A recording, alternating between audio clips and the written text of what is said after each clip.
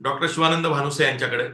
Doctor Shivanand Bhanuse, आज राज्य सरकारनं 10% आरक्षण दिलं जसं की श्रीमंत माने म्हणाले, आणि मलाही असं वाटतं की ही टक्केवारी मागच्या वेळेस सुद्धा 16 ही जरा जास्तीची काढली गेली होती. नंतर ती मुंबई हायकोर्टानंच 12-13% आणली.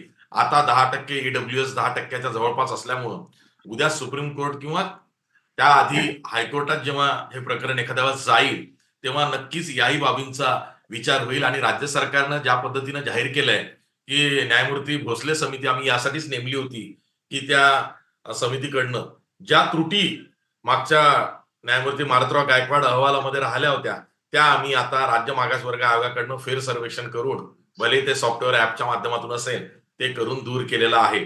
तर तुम्हाला असं का वाटतं की हे आरक्षण उद्या कोर्टात टिकणार नाहीये किंवा हे आरक्षण फसवा आहे? सर्वप्रथम सर्वांना, सर्व प्रेक्षकांना जय जिजाऊ. आशिषजी, महत्वाचा मुद्दा हा आहे की 50%च्या वरचे अधिकार राज्य सरकारला नाहीत, हे आपण पहिल्यांदा लक्षात घेतलं पाहिजे. इंदिरा साहनी जे जजमेंट आहे त्या जजमेंटमध्ये स्पष्ट सांगितलेलं आहे की extraordinary circumstances, extraordinary situation Maratha समाज तयार करू शकत नाही, कारण मराठा समाज SC STचं आरक्षण मागत नाही. मराठा समाज ओबीसीचं आरक्षण मागतो आणि तो ओबीसीला पात्र आहे. अगदी सुप्रीम कोर्टाच्या ऑर्डर मध्ये सुद्धा फॉरवर्ड आहे, याचा अर्थ तो SC ST पेक्षा फॉरवर्ड आहे, पण तो ओबीसी पेक्षा फॉरवर्ड नाही. हे आपण पहिल्यांदा लक्षात घेतलं पाहिजे. जेव्हा 13 मध्ये पृथ्वीराज चव्हाण सरकारने नारायण राणे समिती नेमली होती आणि त्यांनी 16% आरक्षण दिलं होतं, तेव्हा कोल्हापूरमध्ये संभाजी ब्रिगेडनं आम्ही प्रेस घेऊन सांगितलं होतं हे आरक्षण टिकणारच नाही, आणि ते टिकलंच नाही. त्याच्यानंतर 18 मध्ये आरक्षण दिलं तेव्हा सुद्धा, आता तुम्ही तर सर्व गोष्टीला साक्षीदारच आहात, तेव्हाही सांगितलं होतं हे आरक्षण टिकणारच नाही. तेव्हा तेही आरक्षण टिकलं नाही. आणि सुप्रीम कोर्टाच्या ऑर्डरमध्ये 3 गोष्टी सांगितलेल्या आहेत. पहिली गोष्ट 103वी घटनादुरुस्ती, नंतर 105वी घटनादुरुस्ती झाली, तो भाग सोडून द्या. परंतु मराठा समाजाची टक्केवारी सुद्धा 50%त काढली. मुंबई हायकोर्टानं ते 12-13% केलं होतं. 30% होतं समाज आहे, 17-18% मिळालं, 12-13% राहिलं वगैरे वगैरे. ती ऑर्डर कशी आहे तर ती कन्फ्युजिंग ऑर्डर आहे. ती कशी काय ऑर्डर दिली हा प्रश्नच आहे. परंतु सुप्रीम कोर्टानं स्पष्ट सांगितलेलं आहे की राज्य सरकारला असे वेगळा प्रवर्ग करून एका जातीसाठी असं आरक्षण देता येत नाही 50%च्या वरती, असं स्पष्ट सांगितलेलं आहे. या देशात अनेक कायदे झाले 50%च्या वरती. तेलंगणा असेल, हरियाणा असेल, राजस्थान असेल, मध्य प्रदेश असेल, महाराष्ट्रात सुद्धा 2 वेळा असेल, असं आरक्षण देण्याचा प्रयत्न यापूर्वी झालाय सगळीकडे. परंतु सुप्रीम कोर्टानं ते आरक्षण नाकारलेलं आहे. ते आरक्षण टिकलेलं नाही. गेल्या 75 वर्षात कुठलं एखादं आरक्षण 50%च्या वरचं असं वेगळा प्रवर्ग करून दिलेलं, असं महाराष्ट्र सरकारनं दाखवावं की असं असं आरक्षण हे टिकलेलं आहे आणि या आरक्षणासारखं आरक्षण आपल्याला हे आपण दिलेलं आहे. आणि आता हे याच्यावर आज राज्य सरकारच्या वतीनं विधेयकात असं सांगितलेलं आहे, एकच मिनिट, राज्य सरकारनं जे विधेयक मांडलेलं आहे त्यामध्ये तामिळनाडूच्या 1993च्या निर्णयाचा दाखला दिला आहे, बिहार सरकारच्या मागच्या वर्षीच्या निर्णयाचा दाखला दिलेला आहे, आणि या दोन्ही अधिनियमांचा अभ्यास करून आम्ही हे विधेयक मांडलेलं आहे. इथे अपवादात्मक स्थिती सिद्ध होते आहे. 105व्या घटना दुरुस्तीनं राज्य सरकारांना अधिकार बहाल झालेले आहेत. एखादा समाज अपवादात्मक स्थितीमध्ये आरक्षणास पात्र ठरत असेल आणि राज्य मागासवर्ग आयोगाचा अहवाल तसा असेल तर आम्ही ते देऊ शकतो, असा दावा राज्य सरकारने केलाय आज विधेयकात. आशिषजी, अपवादात्मक परिस्थिती म्हणजे काय? आणि तामिळनाडूचा प्रश्न वेगळा आहे. वेगळा प्रवर्ग करून तामिळनाडूचं आरक्षण दिलेलं नाही. आणि अपवादात्मक परिस्थिती किंवा एक्स्ट्राऑर्डिनरी सर्कमस्टन्सेस निर्माण होण्यासाठी तो समाज गावकुसा बाहेरचा असावा लागतो, तो गोठात समाज झोपणारा असावा लागतो, तो समाज प्रवाहाच्या बाहेरचा असावा लागतो, आणि आजपर्यंत त्याला प्रतिनिधित्वच मिळालेलं नाही कुठेच, असा तो समाज असावा लागतो. मराठा समाजाच्या संदर्भात तसं होत नाही. अगदी SC ST पेक्षाही तो समाज मागास असावा लागतो, तेव्हा अपवादात्मक परिस्थिती निर्माण होते. त्याच्याशिवाय संभाजी ब्रिगेड मराठा सेवा संघाचा मराठा आरक्षणाला विरोध आहे. 100% या 50%च्या वरती दिलेल्या आरक्षणाला विरोध आहे. आमचं स्पष्ट म्हणणं आहे आशिषजी की तुम्ही ओबीसीत समावेश करा, जातीय जनगणना करा.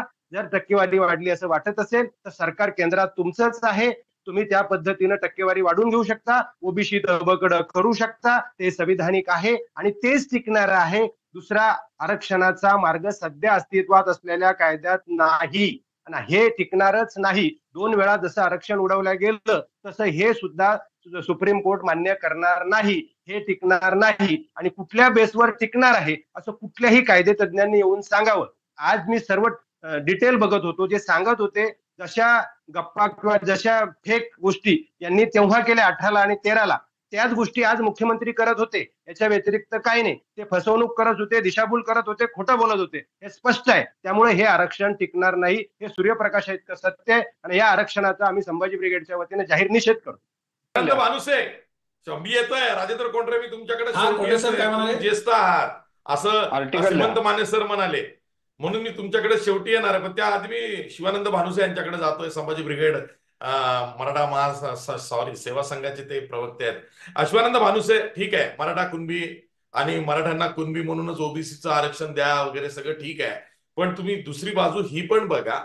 आत्ताची जी परिस्थिती मनोज जरांगे पाटलांच्या आंदोलनामुळे राज्यभर निर्माण झाली आणि जो दबाव सरकारवर आला आणि तो सुद्धा दबाव मुख्यमंत्री एकनाथ शिंदेंनी मान्य केला. म्हणजे अनेक वेळा एकनाथ शिंदेच्या बाबतीत त्यांच्याविषयीचं आकलन हे कधी कधी फारच अवास्तव होतं आणि कधी कधी फार चुकीचं होतं, असं माझंही ऑब्झर्वेशन आहे.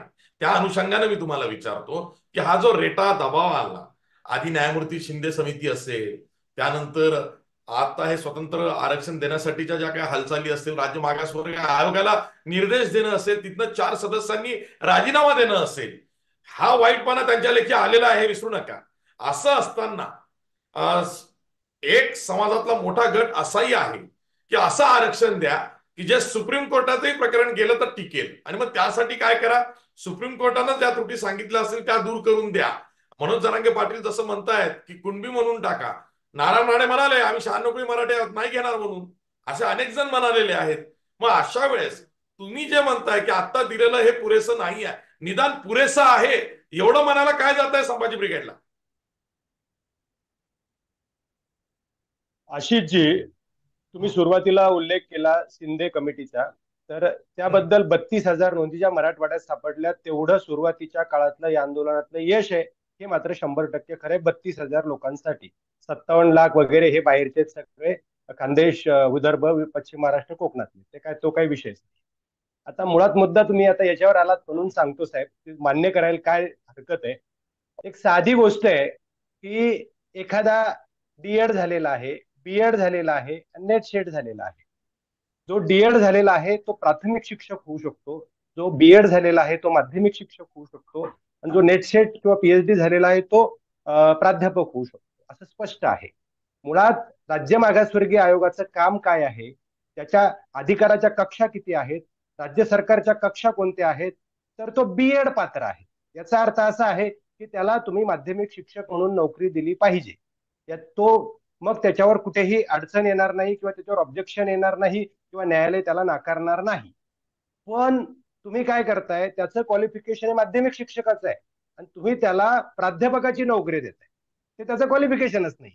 मग त्याचं अप्रुव्हल तुम्ही काढून घेताय. उद्या न्यायालयात गेल्यावर न्यायालय काय म्हणतंय, याचं क्वालिफिकेशन माध्यमिकचं आहे, हे प्राध्यापकाचं नाहीये. याचा अर्थ त्याची डिग्री बोगस नाहीये. यांनी काय केलं, गायकवाड आयोगाचा अहवाल आला आणि यांनी वरचं आरक्षण दिलं आणि गायकवाड आयोगावर ठपका ठेवला. आयोगावर ठपका ठेवण्याचा अधिकार न्यायालयाला नाही. जशी तुमची डिग्री आहे जर्नलिझम झालेले किंवा आम्ही नेट सेट पीएचडी किंवा बीएड डीएड झालेले, या डिग्रीवर न्यायालयाला बोलण्याचा अधिकार नाही. फक्त तुम्ही नोकरी जर चुकीच्या ठिकाणी दिली तर न्यायालय म्हणून ही त्यांची पात्रता नाही, पात्रता त्यांची ही आहे. तसं राज्य मागासवर्गीय आयोगाच्या मर्यादा स्पष्ट आहेत की 50% वर शिफारस राज्य मागासवर्गीय आयोग करू शकत नाही आणि राज्य सरकार वरचं आरक्षण देऊ शकत नाही. इंदिरा साहनी जजमेंट मध्ये ते स्पष्ट सांगितलेलं आहे. आणि आरक्षण हा अपवाद आहे आणि कलम 14 हा नियम आहे, नियमापेक्षा अपवाद मोठा असू शकत नाही असं स्पष्ट म्हटलेलं आहे. आणि एक्स्ट्रा ऑर्डिनरी सर्कमस्टन्सेस मराठा समाज निर्माण करू शकत नाही, कारण तो SC/ST आरक्षण मागत नाही. एवढं साधं सोपं सरळ गणित आहे, आपण पहिल्यांदा लक्षात घेतलं पाहिजे. त्यामुळं खोटं मान्य का करायचं, विरोधासाठी विरोध नाहीये, स्पष्ट आहे. म्हणजे ज्यावेळी काँग्रेसचं सरकार होतं त्यावेळी आम्ही विरोधच केलाय, आता शिंदे त्यावेळी विरोधच केलाय आणि फडणवीस होते तेव्हाही विरोधच केलाय. जे खोटं आहे ते खोटच आहे. तर जे नोंदी सापडतायत ते मात्र यश म्हणतोय आम्ही हे खरं आहे. कोटी फक्त 32,000 बाकी नाही. कारण मराठवाड्यात त्याच्यापेक्षा जास्त काही होऊ शकेल असं मला वाटत नाही. ही एक बाब. गुणिले कुणबी 40 मराठा गुणिले 40 ठीक आहे गुणिले सर, 40. नंतर जे होईल ठीक आहे, नंतर जे होईल ते त्याच्यावरही बोलतो. आता कुणबी मराठा एकच आहेत, 100% खरं आहे. 126 पुरावे दिले, 30 पानाचं प्रकरण गायकवाड आयोगात लिहिलं, मी स्वतः त्यांच्यासोबत काम केलं. पण मुद्दा असा आहे की कायदा तसं म्हणत नाही. कायदा जर तसं म्हटलं असता तर मग आपोआपच मराठा म्हणून ओबीसी देऊन गेले असते ना. त्यामुळे सजा तिथं होणार नाही. म्हणून मुद्दा आपण लक्षात घेतला पाहिजे की सगळ्या सोयऱ्याचं सुद्धा अधिसूचना काढून त्याचा वट हुकूम काढून काहीही होऊ शकत नाही. माझे साधे प्रश्न आहेत. ज्यांना असं वाटतं की ज्याच्याकडे कुणबी नोंद नाही त्याला शपथपत्रावर कुणबी जात दिली जाईल, असं होणार नाही. ते होऊ शकत नाही. असं कुठलेही तुम्ही व्याख्या बदला, काही बदला, काही करा. आपल्याकडे काय झालंय, भावनिक पातळीवर सोशल मीडियावर अल्पविद्या परिगर्व शिरोमणी मधोमनी ज्ञानी कोण आहे फुलेंनी म्हटलंय की काही कळत नाही, अर्धवट नॉलेजवर लोकांचा प्रतिसाद मिळतो म्हणून काही सांगायचं, कुणावर टीका करायची. आपली लायकी तपासली पाहिजे, आपलं काम तपासलं पाहिजे, घटनेचा अभ्यास केला पाहिजे. असं होत नाही. त्यामुळे माझे साधे 4 प्रश्न आहेत. या अधिसूचनेत काहीही बदल केले, कुठलाही वटहुकूम काढला तर ज्याच्याकडे कुणबी नोंद नाही त्याला प्रमाणपत्र मिळू शकत नाही. पहिला प्रश्न माझा हा आहे की समजा आई शिवानंद भानुसे त्या सगळ्या सोयऱ्याच्या अधिसूचनेमध्ये असं म्हटलेलं आहे की त्या प्रांताधिकारी जो इश्यू करेल प्रमाणपत्र त्याच्या डिस्क्रिशनरी पॉवरवर म्हणजे स्वेच्छाधिकारावर अवलंबून आहे की त्यांनी काय करायचं. सर सर सर सर एक मिनिट त्याचा मी पहिला प्रश्न माझा हा सर सर आशिषजी पहिला प्रश्न माझा हा आहे की पहिला प्रश्न की आई जर कुणबी असेल, वडील मराठा असतील तर मग आईची जात मुलाला लागणार का? कधीच लागणार नाही. कारण विमल मुंदडा प्रकरणातलं जजमेंट आहे. दुसरं आहे बापाची जात मुलाला कुणबी असेल हा बापाचीच लागेल. त्याच्यात स्पष्ट म्हटलंय की स्थितीमध्ये फक्त आईची, बाप सोडून गेला असेल लहानपणी तो भाग वेगळा सर, तो भाग वेगळा. ते अपवाद आहे सर, तो अपवाद आहे, तो 100% नाही. दुसरा प्रश्न, जर पत्नी कुणबी असेल तर पती मराठा असेल तर तो कुणबी होणार नाही. मुलगी देताना इवाई मुलीचे वडील कुणबी असतील आणि मुलाचे मराठा असतील ते होणार नाही. माझा प्रश्न आहे कुणाचं काय होणार आहे? कुणाचे शपथपत्र दिल्यावर कोण कुणबी होणार आहे? कुणीच होणार नाही. त्याच्यातून काहीच निघू शकत नाही. कारण त्यांनी स्पष्ट म्हटलंय सहजातीय म्हणत असेल तर कुणबी मराठा कायदेशीर एक जात नाही, त्या 2 जाती आहेत. पितृसत्ताक पद्धती म्हटलं त्याची व्याख्या दिली आहे. काय म्हटलंय? वडील आजोबा पंजोबा रक्ताचे म्हणजे भावकीतील, दुसरे पुढचे होऊ शकत नाही. या देशात जात बदलण्याचा अधिकार नाही. आता या ज्या लोकांनी जरांगे पाटलाला सल्ला दिलाय तो कुठल्या आधारावर दिला अशी तुम्हाला मी सांगतो. काही भटके लोक आहेत ज्यांना आजपर्यंत जातच नव्हती. दंदीवाला आहे, माकडवाला आहे, जे फिरत ते पालात राहत होते. पण त्यांचा मुलगा पहिल्यांदा शाळेत जातो, त्याच्याकडे कुठलंच रेकॉर्ड नाहीये, त्याच्या नावावर घर नाही, कुठं तो शाळेत गेलेला नाही, कुठली लँड नाही, काहीच नाही. तेव्हा त्याला 4 नातेवाईक म्हणून घेतले जायचे किंवा हा तुझा नातेवाईक आहे. मग त्याचं शपथपत्र घेतलं कारण त्याला अगोदर जातच नव्हती. मग तेव्हा शपथपत्रावर त्याला ती जात दिली जाते. पण मराठ्यांना ऑलरेडी जात आहे ना, हे खरंय. आता गॅजेटच्या बाबतीत 1881 साली हे सगळे कुणबी होते खरे, पण आज तेच हे होते असं कायदेशीर कसं सिद्ध करायचं? असा विषय आहे ना तो. म्हणजे जात वैधता प्रमाणपत्राचे जे भारतीय राज्यघटनेतले जे निकष आहेत किंवा सुप्रीम कोर्टाचे जे जजमेंट आहेत तो बदलण्याचा अधिकार राज्य सरकारला नाही. ते करू शकत नाहीत. त्यामुळं तसं काहीही होणार नाही. त्यामुळे सगळे सोयरे या वटहुकमामध्ये काहीही होणार नाही. कुणी म्हणत असेल तर परत तुमच्या चॅनलला लाईव्ह तज्ञ बोलवून घ्या, कोणीतरी असेल कुणी तर त्यांनी सांगावं याची जात याला लागणार आहे हे. आणि हे आरक्षण टिकूच शकत नाही. कारण आजपर्यंत झालेले सगळे कायदे रद्द झाले. सरकारनं सांगावं या आरक्षणासारखं हे आरक्षण टिकणार आहे, त्यामुळे ते टिकत नाही. तुम्ही चुकीच्या ठिकाणी ते चुकीच्या पद्धतीने देणार असाल आणि ते असंविधानिक असेल तर ते टिकणार नाही. ते फक्त लोकसभा विधानसभा काढून घेतील आणि ते आरक्षण पहिल्यासारखं परत बारगळेल. ही 100% सत्य आहे. ही वस्तुस्थिती आपण लक्षात घेतली पाहिजे. ठीक आहे.